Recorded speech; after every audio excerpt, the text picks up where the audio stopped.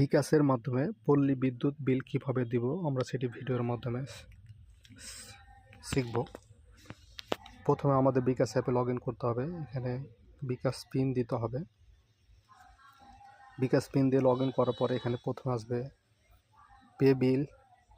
Pay বিলে click করার পরে এখানে আসবে বিদ্যুতে ক্লিক করার পরে এখানে আসবে পল্লী বিদ্যুৎ পোস্টপেড। তারপরে আমরা এখানে দেবো SMS অ্যাকাউন্ট নম্বর।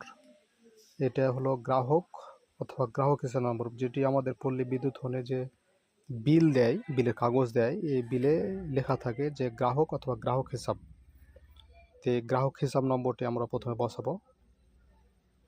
গ্রাহক হিসাব নম্বরটি বসিয়ে আমরা পে বিল করতে এগিয়ে যান এই অপশানে ক্লিক করব। তো আসলে আমরা আগে গ্রাহক হিসাব নম্বরটি বসে নিই।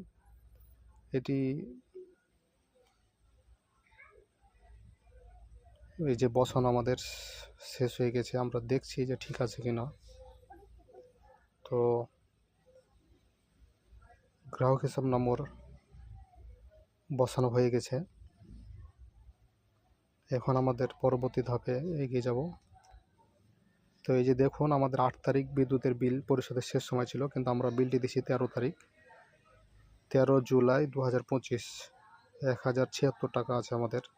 তো যার যত টাকা বিল থাকবে সেটাই এখানে দেখাবে, সেটা বকেয়া হোক বা যাই হোক।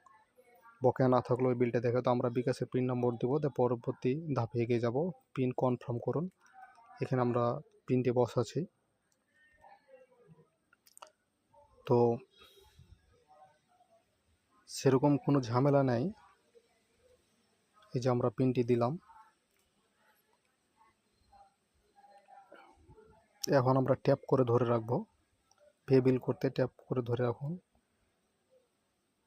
এই যে আমাদের দেখুন যে পেমেন্ট হয়ে গেছে। এখানে ট্রানজ্যাকশান আইডি আছে, এটা স্ক্রিনশট দিয়ে রাখলাম। না দিলেও সমস্যা নাই। পরবর্তী ধাপে আবার এগিয়ে যাব। পরবর্তী ধাপে এগিয়ে গেলে এখানে একটা রিসিট পাবো, যে আমরা যে বিদ্যুৎ বিল পরিশোধ করলাম, পল্লী বিদ্যুৎ বিল পোস্টপেড। এটা জুন মাসে 2025, 1076 টাকা, 13 জুলাই। তো আমরা যে নাম্বার থেকে টাকাটা পরিশোধ করেছি এখানে সেটি দেওয়া থাকবে। তো চাইলে এটা সংরক্ষণ করে ডাউনলোড করে রাখা যায়। আবার